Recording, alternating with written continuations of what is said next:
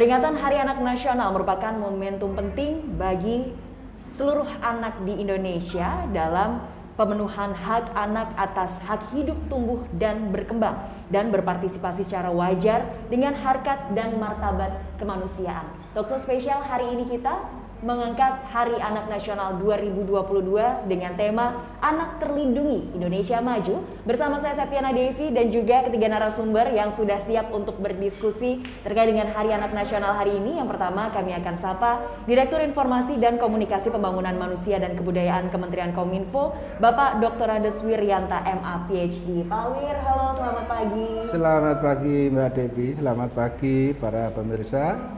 Ya, dan mungkin boleh disapa anak-anak dulu nih Pak, karena spesial nih Hari Anak Nasional. Oke, selamat Hari Anak Nasional. Tadi disampaikan oleh Mbak Devi ya. Pada kesempatan tagline peringatan Hari Anak Nasional pada tahun ini, Anak Terlindungi Indonesia Maju. Luar biasa, Anak Terlindungi Indonesia Maju. Yang nonton kita hari ini adalah anak-anak tangguhnya Indonesia berarti ya Pak Wir ya. Baik, dan di sebelah Pak Wir kali ini kami akan sapa Ibu Dr. Rina Herlina Haryanti SOS MSI, Koordinator Pusat Penelitian Kependudukan dan Gender, Lembaga Penelitian dan Pengabdian Masyarakat atau PPG-LPPM Universitas 11 Maret. Bu Rina, halo, apa kabar? Halo Mbak. Selamat pagi, baik Ibu? Selamat pagi, alhamdulillah sehat. Alhamdulillah Iya. baik. Ibu jauh-jauh dari Solo ke Semarang, mau menyapa anak-anak di Semarang juga boleh Ibu, silakan. Oke, anak-anak Jawa Tengah. Kalau di Jawa Tengah itu ada Forum Anak Jawa Tengah. Selamat Hari Anak Nasional. Ada Festival Aman juga. Aku Muda, Aku Aman. Indonesia Terlindungi, Indonesia Maju. Luar biasa. Indonesia Terlindungi, Indonesia Maju. Kita sapa juga. Ini yang dekat juga dengan anak-anak, yang sering mendampingi anak-anak juga. Ada Ibu Saptiwi Mumpuni SMSI, Kabid DP3 AP2 AKB Provinsi Jawa Tengah. Bu Tiwi, halo, selamat pagi Bu. Ya, selamat pagi Mbak Devi. Iya, jauh kita Bu hari ini. Bu Tiwi lagi di mana ini posisinya Bu? Iya, posisi di Sukoharjo ini. Bu Rina posisi di Semarang padahal di Solo. Oh, bertukar tempat ini ya berarti ya. Baik, kita akan diskusi pemirsa terkait dengan Hari Anak Nasional. Yang pertama kita ke Pak Wir terlebih dahulu. Pak Wir, jika berbicara tentang anak-anak di Indonesia kan anak-anak hebat ya. Tapi kenapa sih harus diperingati nih Hari Anak Nasional setiap tahunnya? Apalagi di 2022 ini sepertinya kita sudah hampir menang nih melawan pandemi. Oke, baik, terima kasih Mbak Dewi ya. Sebetulnya peringatan Hari Anak Nasional di Indonesia tentu tidak serta-merta tentu ada sejarah panjangnya ya. Sejarah panjangnya tentu saya boleh rujuk ya kepada Undang-Undang Nomor 4 tahun 1979. Jadi udah lama banget ya. Ini berarti negara ini sudah memperhatikan kepada anak-anak kita itu sudah sejak lama. Itu tentang kesejahteraan anak. Dan pada saat itu disahkan tuh tanggal 23 Juli tahun 1979, sehingga pada tanggal tersebut juga kita peringati sebagai Hari Anak Nasional. Dan saya ingat betul sewaktu saya masih bertugas ya di Taman Mini Indonesia Indah itu, itu peringatan mengenai Hari Anak Nasional. Para pemimpin kita, para presiden saat itu bagaimana menyapa anak-anak kita. Dan juga di tahun ini pun demikian. Tadi seperti saya katakan, tagline-nya itu Anak Terlindungi, Indonesia Maju. Bagaimana Bapak Presiden Republik Indonesia, Insinyur Haji Joko Widodo ini amat dekat dengan anak-anak kita semua, sehingga hubungan antara orang tua dengan anak itu sangat harmonis. Bagaimana orang tua itu menyayangi anak-anaknya, itu sangat terlihat sekali bagaimana perhatian pimpinan kita, pemimpin-pemimpin kita terhadap anak. Karena apa? Anak tersebut ini kan masa depan bangsa ini. Nah, tentu di saat ini bagaimana generasi muda, terutama anak-anak kita ini disiapkan untuk nanti ya transisi selepas pandemi COVID-19.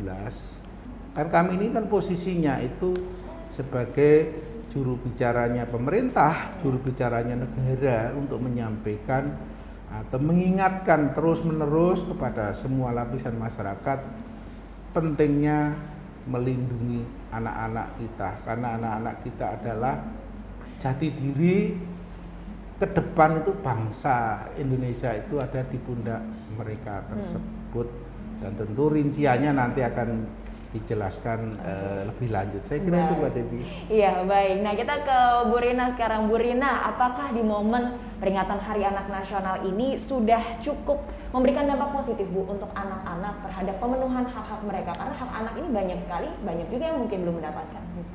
Ya, kalau kita bicara soal esensi dari Hari Anak Nasional, jelas ya, kalau kita lihatnya dari sebuah kerangka kebijakan bahwa Hari Anak Nasional ini berarti adalah evaluasi, ya, evaluasi dari semua pihak, pemerintah, kemudian swasta, termasuk civil society, masyarakat itu sendiri, bagaimana mereka sudah memenuhi kebutuhan atau memenuhi hak-hak anak tadi. Nah, ini jelas menjadi dampak karena itu menjadi evaluasi bagi kita semua. Seberapa banyak sih orang-orang yang sudah aware dengan persoalan anak, yang sudah tahu hak anak itu apa gitu ya, dan seberapa banyak atau seberapa terjamin hak-hak anak itu kemudian didapatkan. Ini juga menjadi salah satu cara untuk menyadarkan anak-anak juga. Jadi tidak cuman Hari Anak ini kemudian dievaluasi oleh banyak orang terkait dengan pemenuhan hak anaknya, tapi menjadi penyadaran bagi anak bahwa anak-anak itu punya hak, punya kewajiban, punya tanggung jawab yang dia bisa berkontribusi juga pada negara gitu. Sehingga ini jelas akan sangat berdampak positif terkait dengan pemenuhan dan penjaminan hak-hak anak tersebut. Baik, terkait dengan hak-hak anak, apakah banyak anak-anak yang sudah mengetahui hak-hak mereka nih, Bu? Oke, kalau kita bicara apakah anak sudah mengetahui, biasanya anak-anak itu akan dikenalkan dengan konvensi hak anak. Jadi apa aja sih hak anak itu? Nah, kalau kita melihatnya dari ini menjadi program pemerintah, sudah banyak dilakukan pelatihan-pelatihan terkait dengan konvensi hak anak. Kita kan punya OSIS, punya forum anak, kemudian ada forum OSIS, kemudian ada banyak forum-forum anak yang sudah melakukan pelatihan, pemberian pengetahuan terkait dengan hak anak. Di Jawa Tengah aja kemarin beberapa waktu lalu kita sudah mengadakan pelatihan terkait dengan konvensi hak anak ini. Jadi menurut saya semakin kesini semakin anak-anak semakin tahu apa yang menjadi haknya dan kewajibannya. Jelas tanggung jawabnya juga. Berarti saat ini juga masih terus disosialisasikan, betul, ya Bu ya, betul, terkait dengan hak-hak anak agar mereka juga lebih paham tuh kalau misalnya mereka juga memiliki hak selain kewajiban sebagai anak. Betul. Ya. Kita ke Bu Tiwi. Bu Tiwi, kalau kondisi anak-anak di Jawa Tengah saat ini seperti apa sih Bu kondisi realnya? Iya, sepertiga penduduk Jawa Tengah adalah anak-anak. Ya, anak-anak itu ada berbagai macam kondisi. Ada anak-anak yang mendapatkan kekerasan seksual, kekerasan fisik, atau ada anak-anak yang ada perkawinan di usia anak, kemudian ada anak yang berhadapan hukum, kemudian kemarin juga baru aja ada anak-anak yang ditinggal meninggal orang tuanya karena COVID. Ya, ini kita perlu penguatan untuk anak-anak tersebut. Kita juga sudah anak-anak itu kebanyakan yang untuk kekerasan ada mendapatkan perlakuan salah, pelecehan seksual dan lain-lain. Itu kekerasan tersebut kebanyakan dilakukan oleh di keluarga yang di lingkungan terdekat. Baik. Padahal kalau tidak salah kan Provinsi Jawa Tengah ini juga mendapatkan predikat sebagai provinsi ramah anak ya, Ibu ya? Iya, betul. Ini kan Ibu Kepala Dinas kami, harusnya ini yang hadir di sini. Kemudian Ibu Kepala Dinas kami mendapat panggilan di Kementerian KPPA, mendapat penghargaan Provinsi Layak Anak. Karena 35 kabupaten kota se-Jawa Tengah sudah mendapatkan predikat kota layak anak, kota atau kabupaten yang layak anak. Ya, ini peran pemerintah dan peran pentahelix tadi ya, Bu Rina ya. Peran pentahelix 5 unsur tadi. Ya, itu pemerintah, lembaga masyarakat, media massa, kemudian perguruan tinggi dan lain-lainnya patut untuk mendukung, untuk melindungi, mendukung sosialisasikan lingkungannya untuk pencegahan kekerasan anak dan lain-lain. Oke, nah berarti iya, berarti sudah mendapatkan predikat sebagai provinsi layak anak, tapi masih banyak juga ya kasus-kasus yang ditemui di dalam kondisi real di masyarakat. Bagaimana sejauh ini perlindungan yang diberikan, Bu Tiwi? Iya, kita perlindungannya selain di keluarga, kita harus pengasuhan yang positif untuk pengasuhan yang baik di keluarga. Juga kita ada pengawasan yang dilakukan oleh masyarakat sekitarnya. Ya, kita ada juga Puspaga, Pusat Pembelajaran Keluarga, itu di mana di IG Live, secara live kita menghadirkan para pakar untuk tema-temanya yang untuk pencegahan kekerasan anak. Diharapkan kekerasan anak yang seperti gunung es bisa mencair dan menurun. Baik, semoga bisa mencair bukan malah semakin banyak lagi yang timbul ke permukaan ya Bu ya, karena ini adalah salah satu yang menyedihkan juga ketika terkait dengan kekerasan anak, karena kekerasan ini tidak hanya secara fisik, mungkin kekerasan verbal, banyak akhir-akhir ini yang marak juga kekerasan seksual, betul ya Bu Tiwi ya? Iya. Baik, nah kita ke Pak Wir dukung.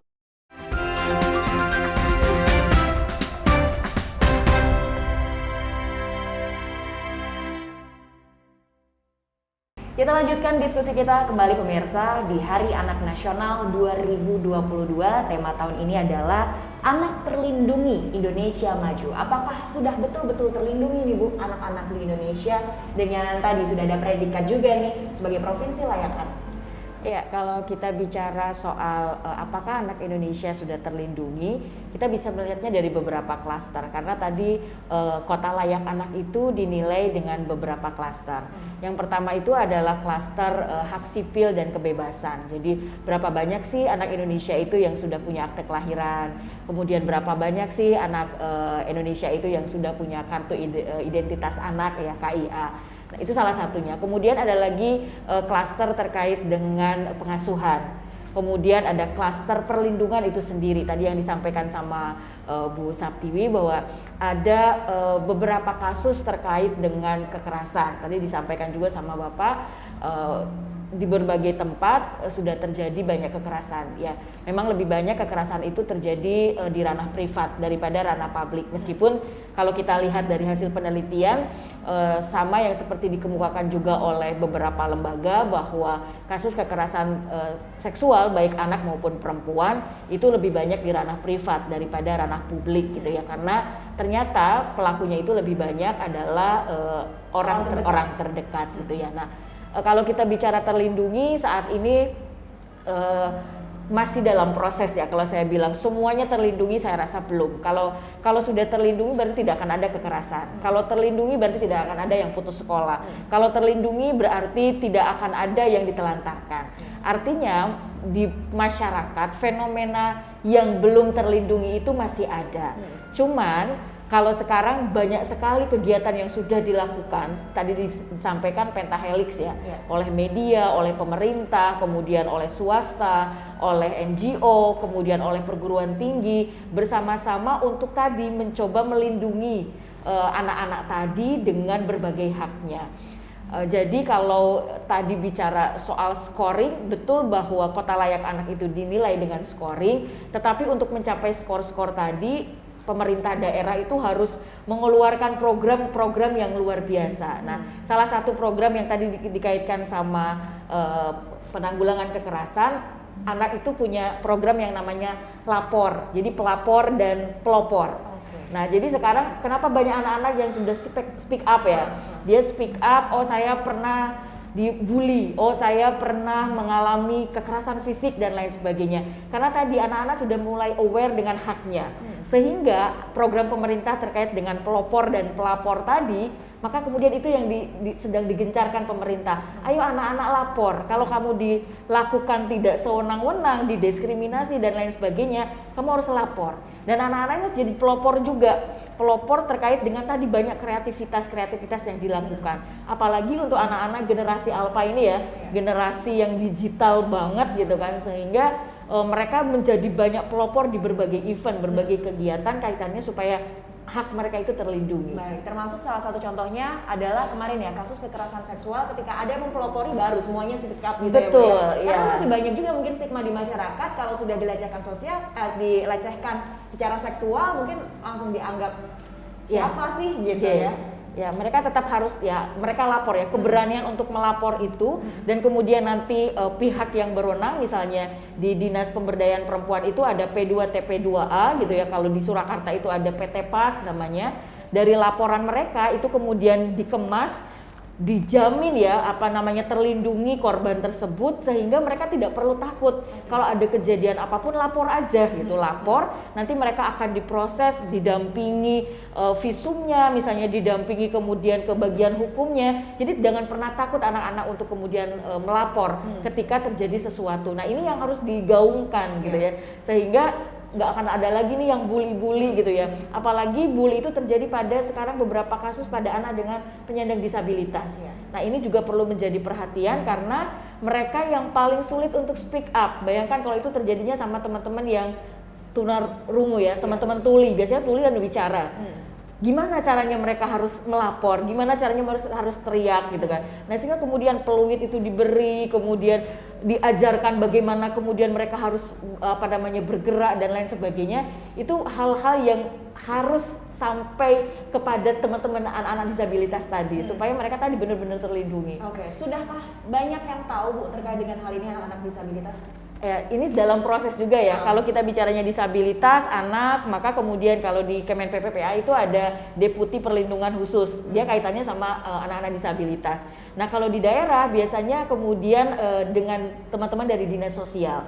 Nah, ini mereka sudah banyak ya, sekarang sudah mulai bermunculan beberapa program untuk mengedukasi supaya tadi anak-anak dengan disabilitas tadi juga sama, mereka bisa menjadi pelopor dan menjadi pelapor juga, dan mereka diikutkan, dilibatkan di dalam konteks pembangunan tadi. Jadi sudah mulai sih gregetnya itu, alhamdulillah gitu ya, karena ada forum anak ini menjadi ajang mereka yang saya bisa nih gitu. Nah, jadi forum anak nasional, forum anak di provinsi, forum anak di kabupaten kota, sampai bahkan forum anak di tingkat desa gitu ya, tingkat kelurahan ini sudah mulai gaung. Ini hari anak ini ramai banget nih forum-forum anak ngadain kegiatannya. Oke, baiklah. Nanti kita juga akan lihat ya gimana keseruannya anak-anak yang ada di Jawa Tengah khususnya ya, karena ada acara khusus juga ya. Betul. Bu Rina ya. Baik, kita ke Bu Tiwi. Bu Tiwi, kalau tadi sudah disampaikan, nah sekarang sudah mulai banyak nih anak-anak yang berani speak up, ngomong gitu ya sebagai pelopor dan juga pelapor. Apakah sudah banyak juga laporan-laporan yang diterima oleh DP3KB, Bu Tiwi? Iya, terima kasih Mbak Devi. Banyak, kami kan punya SPT. Iya, ini kami dalam proses untuk UPTD, pembentukan UPTD, unit pelayanan terpadu. Iya. Kemarin ada beberapa anak itu yang datang ke kantor kami. Mereka mungkin melihat di internet, ada pelayanan, ini bisa datang. Dia anak dapat keberanian, dia bisa langsung datang ke kantor atau telepon atau apa gitu kita layani. Ya, dalam rangkaian Hari Anak, kantor kami besok tanggal 27 Juli kita melaksanakan Hari Anak Nasional yang kita laksanakan di Banyumas, di Kecamatan Banyumas, yang akan dihadiri oleh Ibu Menteri KPPA, Ibu Bintang Puspayoga, dan juga Bapak Gubernur Jawa Tengah. Juga menghadirkan juga Ibu Ketua Tim Penggerak PKK, karena akan ada penyematan sebagai Bunda Van Jateng. Ya, sekaligus diikuti oleh Ibu Penggerak PKK se-Jawa Tengah di 35 kabupaten kota. Dan juga ada peluncuran aplikasi Jogo Konco yang akan diresmikan oleh Ibu Menteri. Jogo Konco itu seperti fungsinya pelopor dan pelapor ya, Bu Ratna. Ya, jadi kita ada peluncuran aplikasi Jogo Konco dan Safety Online yang oleh UNICEF. Ya. Kemarin kita juga menghadiri Hari Anak di Wonosobo, ya, dengan bermain bersama anak. temanya. Ya, dolanan bareng. Yaitu anak-anak sangat antusias setelah pandemi, anak-anak di rumah saja. Kemarin anak-anak keluar merayakan harinya mereka. Mereka sangat antusias. Ya, semoga nanti yang di Banyumas dengan tema Anak Terlindungi, Jawa Tengah Tangguh, Indonesia Maju dapat tetap mewujudkan provinsi layak anak dan nanti akan menjadi Indonesia yang layak anak. Oke, baik. Jadi nanti di Banyumas ya Bu ya. Kenapa Banyumas yang dipilih Bu? Apakah di sana juga termasuk salah satu wilayah yang betul-betul mendapatkan perhatian khusus, Bu Tiwi? Iya, di sana forum anaknya maju. Salah satu beberapa forum anak akan ada yang bekerja sebagai ajudannya bupati. Oh. Ya, terus ada salah satu anak forum anak Adit itu dia bisa membuat komik yang diluncurkan oleh Pak Bupati Banyumas. Komik anak-anak. Iya. Ya, dan salah satu anak itu ada yang jadi ajudan bupati. Pernah dia jadi ajudan bupati Jawa Barat. Ajudan gubernur Jawa Barat. Kemudian pindah tarik jadi ajudan bupati Banyumas. Oke, baik. Berarti anak-anak berprestasi juga ya Bu ya yang tergabung di forum anak ini ya, dan pastinya ini adalah anak-anak Indonesia yang membanggakan. Kita ke Pak Wir. Pak Wir, kalau mengingat tema tahun ini adalah Anak Terlindungi Indonesia Maju. Sebetulnya pesan apa sih Pak yang ingin disampaikan? Kalau tadi Bu Rina sudah sampaikan, Bu Tiwi sudah sampaikan, Indonesia saat ini sedang berusaha untuk melindungi anak-anak. Baik, saya mulai dari Indonesia Maju dulu ya. Indonesia Maju itu apa toh? Nah, tentu itu sudah disampaikan oleh Bapak Presiden berulang kali.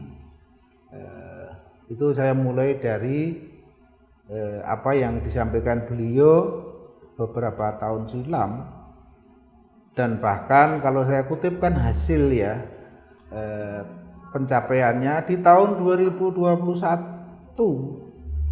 angka prevalensi stunting kita kan 24,4%. Pak Presiden maunya tahun 2024 itu 14% ke bawah.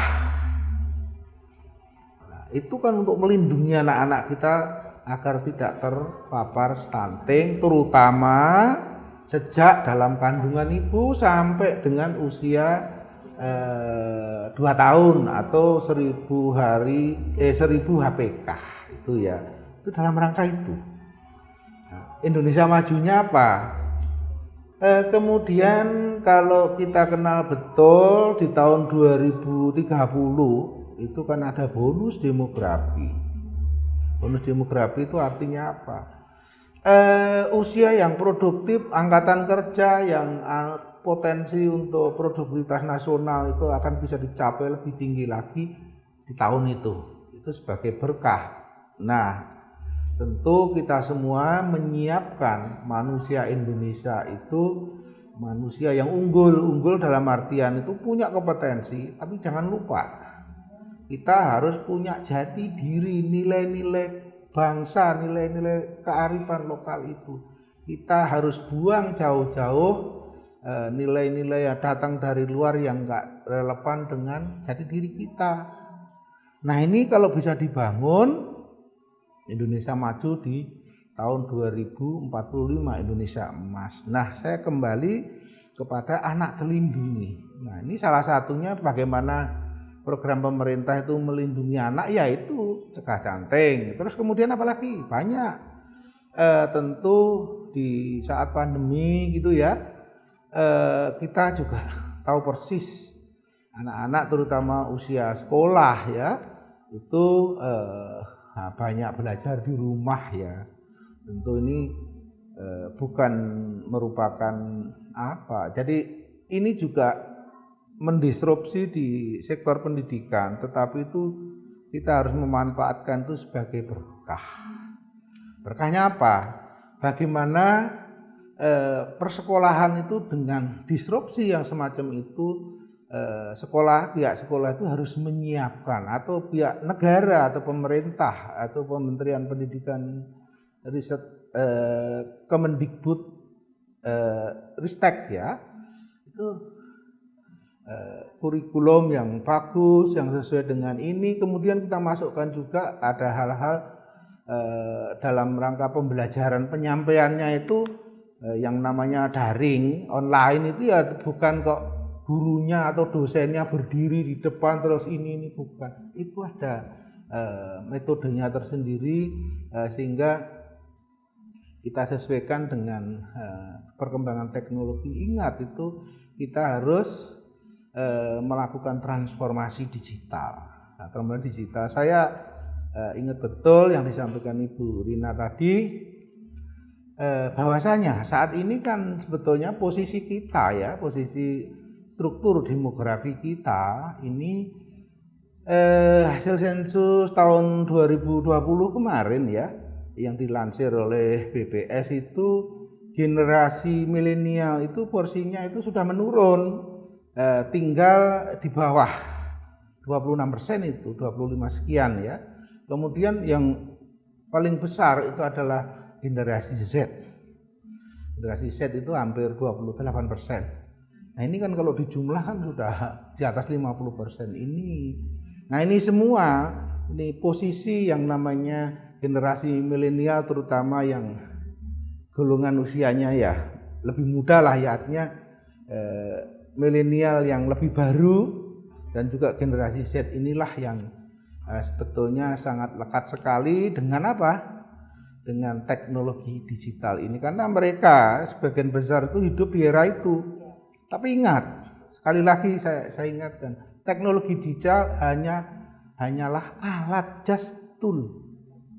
Di balik itu, saya ingat betul apa yang disampaikan oleh waktu bincang-bincang dengan Wali Kota Surakarta ya, Gibran Raka Buming Raka, itu disampaikan, ingat betul nanti di revolusi industri 5.0 itu yang penting itu manusianya di balik itu, bagaimana mengendalikan teknologi itu. Nah ini yang harus kita siapkan. Teknologi itu artinya kita menyiapkan sumber daya manusia, atau saya boleh sebut yang paling apa ya, tepat istilah itu adalah, kalau kami dari Kementerian Komunikasi dan Informatika, dari Direktorat Infokom PMK ya, PMK itu pembangunan manusia dan kebudayaan. Saya potong di pembangunan manusianya. Ini pembangunan manusia itu tidak hanya fisik semata, tetapi juga di dalam jiwa kita. Jadi ada dua komponen besar, itu kita harus memiliki yang namanya kecerdasan intelektual dan juga kecerdasan emosional, satu lagi kecerdasan sosial. Sehingga yang lebih dipentingkan bagi anak-anak kita yaitu adalah kesalahan sosial. Itu menjadi sesuatu yang penting. Ini kalau saya ceritakan mungkin panjang ya, tapi secara garis besar kami bisa memberikan contoh-contoh itu seperti itu, Pak. Baik, dan bisa semoga menciptakan anak-anak Indonesia yang berkarakter juga ya Pak ya. Karena banyak juga nih yang melupakan gara-gara teknologi, jadi keblinger lupa jati diri. Kalau tadi Pak Wir sampaikan, jati diri bangsa ini salah satu hal yang penting, harus dipegang teguh ya. Kalau misalnya ada teknologi kita manfaatkan, jangan teknologi yang memanfaatkan kita ya. Betul ya Pak ya. Baik, nanti kita akan jeda sejenak pemirsa, kita akan lanjutkan diskusi kita kembali, tetap bersama kami dalam Special Talk Show bersama dengan Kominfo dalam Hari Anak Nasional 2022.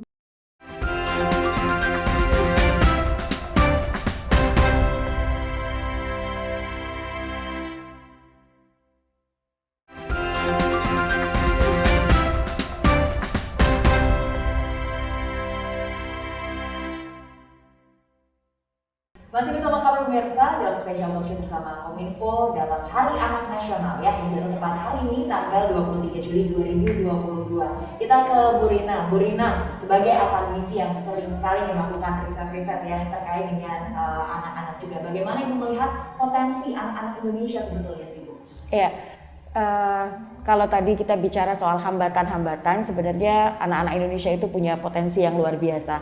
Tadi disampaikan bahwa Indonesia maju itu salah satunya akan tergantung kepada manusianya. Nah manusia ini kan sekarang, tadi kalau dilihat dari proporsinya ternyata lebih dari 50% itu akhirnya ke anak-anak gitu ya. Nah, potensi anak-anak itu sebenarnya luar biasa. Apalagi potensi anak-anak tadi disampaikan generasi Z, generasi Alpha, kemudian generasi milenial, itu mereka punya daya kreativitas yang luar biasa gitu ya. Nah, mereka punya banyak ide, apalagi terkait dengan digital sekarang gitu ya, terkait dengan desain grafis, kemudian mereka juga berkreasi seni, kemudian olimpiade baik itu sains maupun sosial itu banyak sekali kemudian dilakukan oleh anak-anak Indonesia. Kemudian dari berbagai event-event mereka sudah bisa menghandle sekarang ya. Jadi banyak kegiatan-kegiatan pemerintah daerah itu diserahkan sama anak-anak, bahkan jadi lebih asik gitu ya, lebih gaul istilahnya, lebih banyak kemudian diterima oleh masyarakat karena tadi mereka punya potensi yang luar biasa. Jadi potensi dari pendidikan, kemudian potensi yang kemudian mereka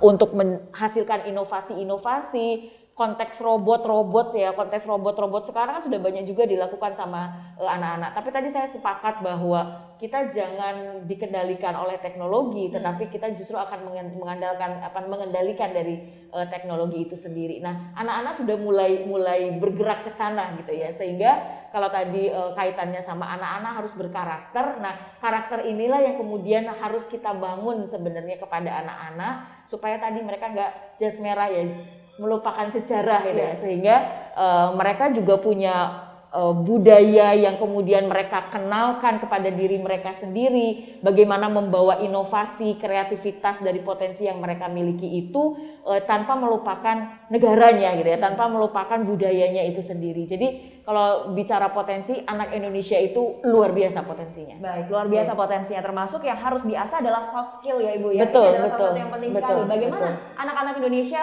zaman sekarang Ibu dalam bersosialisasi juga di lingkungannya? Nah, ini sebenarnya PR kita bersama ya, karena kebanyakan mereka lebih banyak bergaul di dalam konteks digital, sehingga hal-hal yang konteksnya interaksi sosial, komunikasi dengan tanpa alat itu ya yang harus kemudian dilatih. Istilahnya kalau lewat itu kulo nuwun, kemudian derek langkung gitu ya, itu harus benar-benar digalakkan karena kita ngelihat ya orang main games kemudian teriak sendiri, ketika marah dia marah sendiri, secara mental kan kemudian anak akan menjadi lebih frontal, anak lebih egois jadinya. Nah, ini perlu kemudian dijaga, perlu diajarkan, sehingga kalau kita masuk ke konteks ketahanan keluarga, ada satu indikator yang harus ditanamkan pada anak-anak terkait dengan interaksi sesama anggota keluarga. Jadi boleh loh besok itu, karena kan ini 8 jam kan maksimal kita interaksi sama keluarga itu kan. Salah satu keluarga dikatakan tahan, salah satunya adalah komunikasi antar keluarga minimal 8 jam dalam seminggu. Ini 8 jam dalam seminggu. Yang suka PJKA pulang Jumat kembali Ahad, ini 8 jam ini harus dipenuhi gitu ya, harus dipenuhi, dan itu adalah komunikasi dengan anak. Jadi simpan HP-nya misalnya ketika dalam satu pertemuan, biasakan mereka kemudian berbicara. Karena bicara lewat WA sama bicara langsung itu kan beda ya, beda banget, sehingga kemudian bagaimana mereka harus melembutkan suara, kemudian bagaimana mereka berhadapan dengan orang yang lebih tua atau lebih senior istilahnya, itu benar-benar harus dilatih, dan ini ada di PR kita bersama. Jangan sampai tadi bahasa WA keluar bahasa komunikasi kan lain sekali gitu ya. Ini dihadapin apalagi mahasiswa-mahasiswa sekarang kan, aduh kok beda ya sama zaman dulu gitu. Nah, ini sebenarnya PR yang harus ditanamkan kepada anak-anak kita terkait dengan etika ya, bagaimana berkomunikasi, bagaimana bertingkah laku. Ini menjadi PR bersama kaitannya dengan itu. Sampai hari ini masih jadi PR bersama. Betul, ya. betul. Karena masih banyak juga anak-anak yang mungkin cara berbicaranya tidak baik, kemudian membuli temannya, merundung temannya seperti itu, bahkan itu tadi punya efek trauma yang luar biasa nanti ya. Baik, kita ke Bu Tiwi. Bu Tiwi, jika bicara tentang perundungan, pembulian, ini masih sering juga kita temui di sekolah-sekolah ya Ibu ya, sehingga mungkin bikin anak itu nggak mau bersosialisasi dengan lingkungannya, dengan teman-temannya. Ini bagaimana Bu Tiwi? Iya, itu kasus anak yang dibully itu mungkin ada kekerasan, mungkin pengaruh dari suasana di rumah anak tersebut. Mungkin anak yang sering mendapat kekerasan dari orang tuanya, dia akan melakukan hal yang sama ke temannya. Ya, ada orang tua yang suka membuli anaknya, dia akan melakukan hal sama ke teman-temannya. Jadi ini contoh pencegahan itu dari pengasuhan yang positif dari keluarga anak tersebut. Jadi anak-anak terbiasa, beda yang anak dibesarkan dengan kasih sayang, dengan pengasuhan yang baik, dia tidak akan melakukan hal-hal bullying, kekerasan dan lain-lain. Karena dia sudah mendapat contoh apa yang dilakukan di keluarga anak tersebut. Baik. Kalau dari DP3KB apakah juga sudah menyentuh keluarga nih Bu agar mereka lebih peduli terhadap anak-anaknya? Iya, kami ada pelatihan rutin, Puspaga melakukan IG Live rutin itu tentang pengasuhan yang baik. Itu tadi. Kemudian kami juga melakukan kegiatan sosialisasi ke daerah-daerah untuk pengasuhan positif di keluarga. Juga anak-anak itu kan mendapatkan pelatihan pelopor dan pelapor, fasilitator sebaya, kecakapan hidup, dan lain-lain. Kami ada kegiatan-kegiatan untuk anak-anak tersebut. Jadi anak-anak tidak akan mencegah, meminimalkan anak-anak melakukan kegiatan yang salah, bullying dan lain-lain. Oke, termasuk program baru yang akan diluncurkan adalah Jogo Konco. Program seperti apa sih itu, Bu? Ya, Jogo Konco itu kalau dulu pandemi kita ada Jogo Tonggo ya. Iya, saat pandemi ya Ibu ya. Ya, jadi nanti anak-anak ada kekerasan dia bisa nulis di aplikasi tersebut. Melaporkan ini ada kekerasan. Jadi tidak harus datang, dia menulis ada aplikasi Jogo Konco, menjaga teman-temannya. Jadi juga ada nanti di program Hari Anak kita ada Tilik Desa. Jadi anak-anak itu terjun ke teman-temannya mungkin yang kurang beruntung yang ada di desa-desa. Ya, aplikasi Jogo Konco itu anak-anak bisa mencurahkan di aplikasi, menulis di aplikasi tersebut, melaporkan ada kekerasan atau ada pelopor. Jadi ada anak-anak yang berhasil bisa dimasukkan di situ di Jogo Konco. Jadi Jogo Konco itu aplikasi untuk menjaga kayak pelapor ya Bu ya, Bu Rina ya, 2P tadi. Ya, dua lapor dan pelapor. Kalau Jogo Konco itu kan lebih ke Jawa, jadi menjaga teman-temannya.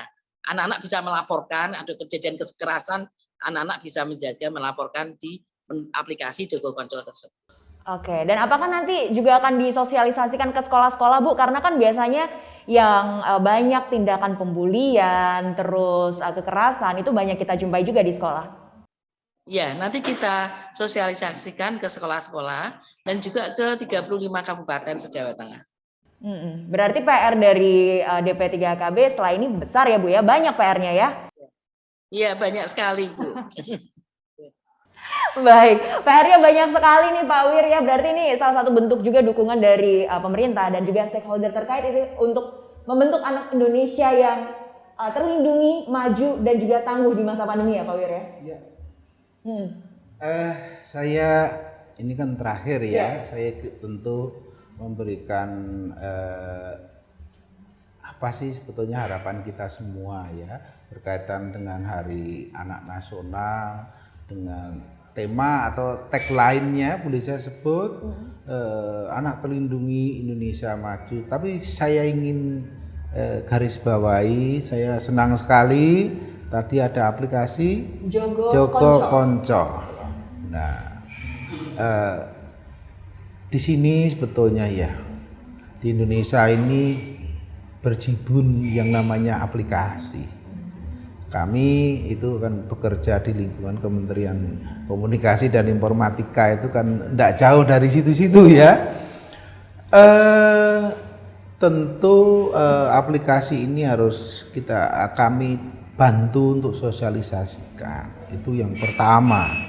Karena banyaknya aplikasi ini tentu merepotkan kita semua ya. Jadi kadang-kadang ini penting. Nah, dan bagaimana mengintegrasikan itu sebagaimana bisa dipakai untuk berbagai macam kepentingan seperti peduli lindungi. Ya, ini perlu kami sampaikan agar aplikasi tersebut itu bisa efektif. Nah, beberapa yang lain ya, sebetulnya kalau kita mau mau membantu untuk bagaimana anak-anak kita terlindungi, Indonesia maju. Salah satunya adalah kan anak-anak kita ini kan harapan bangsa ya. Talenta-talenta yang tadi disampaikan oleh sahabat saya Ibu Rina tadi, juara Olimpiade matematika, Olimpiade macam-macam itu, terus ada robotik macam-macam. Sebetulnya kelemahan kita apa sih? Kelemahan kita apa? Itu yang pertama. Ini kita harus bersama-sama membangun komunikasi antar generasi. Karena anak-anak muda, baik itu yang milenial maupun Z, kalau boleh saya sebut itu adalah connected generation, gitu, generasi yang terhubung ya. Tetapi sayangnya mereka itu berkomunikasi, bergaul dengan generasinya, tidak ada atau kurang yang namanya komunikasi antar generasi. Inilah yang sebetulnya yang dikeluhkan tadi, rasa hormat, unggah-ungguhnya, toto kromohnya itu menjadi luntur itu di situ. Itu yang satu hal yang pertama. Yang kedua, talenta-talenta yang luar biasa tadi. Sebetulnya kelemahan kita apa sih? Indonesia itu pinter banget loh, banyak segudang yang namanya berkarung-karung itu orang-orang yang punya talenta itu. Tapi kelemahannya apa? Tolong itu juga bersama-sama dari pemerintah pusat sampai pemerintah desa ya, dan juga organisasi-organisasi kemasyarakatan yang lain. Nah, kita ini harus dari Sabang sampai Merauke, anak-anak kita ini disuruhlah bicara. Anak Papua berbicara dengan anak-anak dari Aceh, dari Jakarta, dari Solo, dari Klaten misalnya, atau dari Magetan. Nah, kan punya perspektif sendiri-sendiri. Ini ide itu akan muncul, talenta-talenta akan muncul, menjadi kekuatan yang luar biasa. Ini yang tidak atau belum banyak dilakukan. Negara-negara yang seperti itu biasanya seperti itu. Jadi what is innovation? Apa itu inovasi? Apa itu tadi satu lagi itu apa? Kreativitas. Kreativitas kalau hanya individu nggak ada manfaatnya. Kreativitas bersama-sama, anak-anak kita kumpulkan, kita guidance. Jadi ada kuncinya, kata kuncinya itu how to governance dan how to manage. Itu menjadi penting untuk anak-anak kita. Jadi saya kira mumpung di Hari Anak Nasional ini, anak terlindungi, cara melindungi salah satu seperti yang saya sampaikan, hasil daripada ini semua baik output maupun outcome-nya Indonesia maju. Begitu Mbak Devi. Baik, semoga ya setelah ini anak-anak Indonesia lebih maju, lebih unggul, lebih lainnya ya Bapak ya. Dan kalau ada forum anak nasional bisa nih tadi ide dari Pak Wir ya, dengan anak dari Papua, anak dari Aceh, daerah lain bisa berdiskusi agar mengerti dari sudut pandang masing-masing, perspektif masing-masing ya. Sehingga mungkin nanti akan memunculkan ide baru untuk pemerintah, masukan-masukan ya Pak Wir ya. Baik, kalau dari Ibu Rina, apa harapan yang ingin Ibu sampaikan Ibu, spesial di Hari Anak Nasional di tahun 2022 ini, karena Bu Rina dekat juga dengan anak-anak? Ya, kalau untuk anak-anak, karena tadi sudah disampaikan soal etika dan lain sebagainya harus menjadi tantangan bagi kita semua, maka di Hari Anak Nasional tahun ini, mari anak-anak Indonesia menebar kebaikan, menginspirasi dan memaksimalkan potensi yang dimiliki supaya apa? Terlindungi itu bukan dari orang lain, tapi juga terlindungi dari diri sendiri juga. Nah, sehingga dengan anak Indonesia yang terlindungi, Indonesia akan maju. Amin, amin, amin. Semoga ya saat ini sedang berjuang ya Ibu ya, untuk terus melindungi anak-anak Indonesia. Kalau dari Bu Tiwi, apa Ibu yang ingin disampaikan ini spesial di Hari Anak Nasional 2022, Bu Tiwi silahkan. Dorong pemerintah, baik pemerintah pusat, pemerintah provinsi, pemerintah daerah, dunia usaha, lembaga masyarakat, dan lain-lain untuk mendukung agar anak-anak itu terpenuhi hak-haknya, hak untuk hidup, hak untuk mendapatkan perlindungan, hak untuk berpartisipasi dalam pembangunan, ya, dan anak-anak ya terpenuhi hak anak dan anak-anak itu terlindungi. Kemudian mendorong terwujudnya Indonesia Layak Anak atau provinsi layak anak atau kabupaten kota yang layak anak dan meningkatkan peran keluarga di dalam pengasuhan yang positif, yang perspektif hak anak dan menurunkan angka kekerasan terhadap anak di lingkungannya, termasuk lingkungan digital nih. Karena anak-anak selama pandemi, anak-anak terbiasa dengan digital, maka kita sebagai orang tua perlu mengawasi jangan sampai anak itu mengakses konten yang di luar seusia anak tersebut. Kemudian memastikan atau mencegah menurunkan jumlah pekerja anak. Ya, anak ini akan terpenuhi menjadi anak-anak yang sehat, anak-anak yang terlindungi. Demikian Mbak Dewi. Terima kasih Bu Tiwi, kita dukung bersama ya agar anak-anak ini bisa mendapatkan hak-haknya secara penuh agar jadi anak-anak unggul nantinya untuk Indonesia maju. Dan kami ucapkan sekali lagi terima kasih kepada Direktur Informasi dan Komunikasi Pembangunan Manusia dan Kebudayaan Kementerian Kominfo Bapak Dr. Andes Wiryanta MA PhD. Terima kasih Pak Wiryanta. Sama-sama Mbak Dewi. Untuk diskusi hari ini. Amin. Dan salam ya untuk anak-anak di Indonesia karena Bapak setelah ini mau balik ke Jakarta lagi Pak.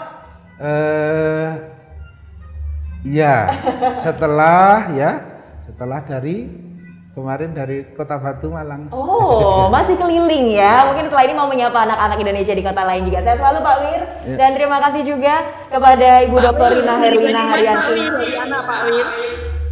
Dalam? Gimana Ibu? Mungkin Pak Wir bisa hadir, Bu Rina dihadir dari anak nasional. Nah, tuh Bu. Di Banyumas Pak, gimana Pak? Diminta kehadirannya langsung ke Banyumas ya, Pak. Amin, terima kasih Bu. Kita tunggu ya Bu ya, nanti jadwal Pak Wir nih sepertinya padat merayap Bu setelah ini ya Bu ya. Baik, kami sampaikan ucapan terima kasih juga kepada Ibu Dr. Rina Herlina Haryanti SOS MSI, Koordinator Pusat Penelitian Kependudukan dan Gender Lembaga Penelitian dan Pengabdian kepada Masyarakat PPKG LPPM Universitas 11 Maret. Terima kasih sama-sama Bu Rina untuk hari ini waktunya, semoga sehat selalu. Amin. Salam untuk anak-anak yang sedang Ibu Risa juga mungkin ya Ibu ya. Semoga sehat selalu dan jadi generasi yang cerdas unggul. Terima kasih juga kepada Kabid DP 3AP 2KB Provinsi Jawa Tengah, Ibu Saptiwi Mumpuni SE-MSI. Terima kasih Bu Tiwi waktunya pada kesempatan hari ini. Walaupun kita jauh-jauhan, semoga next kita bisa ngobrol secara lebih dekat lagi ya Bu Tiwi ya. Bukan hanya secara daring. Terima kasih Bu Tiwi, salam untuk anak-anak nanti di Hari Anak Nasional di Banyumas ya. Iya, terima kasih. Sampaikan. Terima kasih. Iya, terima kasih. Ya. Baik, dan demikian pemirsa talkshow kita hari ini bersama dengan Kementerian Komunikasi dan Informatika Republik Indonesia di Hari Anak Nasional 2022. Semoga tema hari ini dapat tercapai ya, tema di tahun ini Hari Anak Nasional, Anak Terlindungi Indonesia Maju. Saya Septiana Devi, undur diri, sampai jumpa.